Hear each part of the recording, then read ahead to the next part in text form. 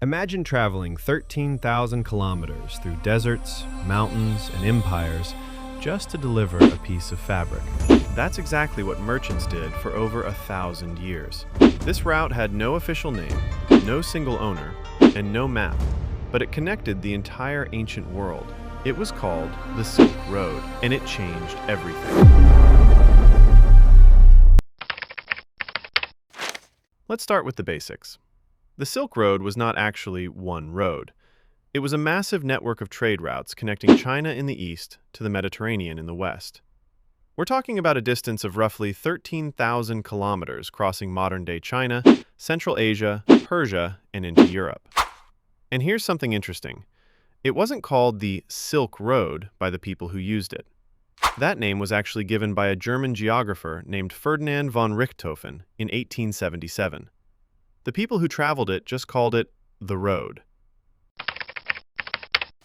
Now you might think, okay, they traded silk. But that's only part of the story. Yes, Chinese silk was the most valuable product. In Rome, silk was literally worth its weight in gold. Romans were obsessed with it. But merchants also carried spices from India and Southeast Asia, gold and silver coins, glass from Rome, cotton and ivory from Africa, paper and gunpowder from China. And here's the key economic concept: comparative advantage. Comparative advantage means that each region produced what it was best at and then traded for everything else. China was best at silk. India was best at spices. Rome was best at glassware. Nobody tried to do everything. They specialized and then traded. Sound familiar? We talked about specialization in episode 1. The Silk Road was specialization on a global scale. Here's what makes the Silk Road truly remarkable. It didn't just move products, it moved ideas. Buddhism traveled from India to China along the Silk Road. Islam spread westward through the same routes. Mathematics, astronomy, medicine, all of these crossed continents because merchants carried more than just goods in their bags. This is called the diffusion of innovation, the process by which ideas, technologies, and cultures spread from one society to another. Think about it. Paper was invented in China.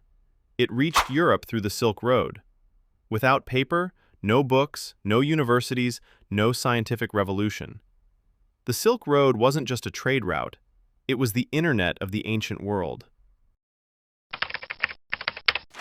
Nothing lasts forever, and the Silk Road was no exception. By the 15th century, the route began to decline. There were two main reasons. First, the Ottoman Empire took control of key routes and heavily taxed European merchants. Trade became too expensive overland. Second, and this is the big one, European explorers started looking for sea routes to Asia. In 1498, Vasco da Gama sailed around Africa and reached India by sea. Suddenly, you didn't need to cross 13,000 kilometers of dangerous land. You could sail there. The Silk Road didn't disappear overnight, but sea trade slowly replaced it, and a new era of global commerce began. The Silk Road taught us something important about economics. Trade doesn't just make people richer, it connects them. It spreads ideas. It builds civilizations. And when one route closes, humans always find another way. In the next episode, we're going to meet the man who tried to explain all of this, Adam Smith, and his revolutionary idea that changed economics forever. Subscribe to Trade Trails, because economics has a story. See you in the next one.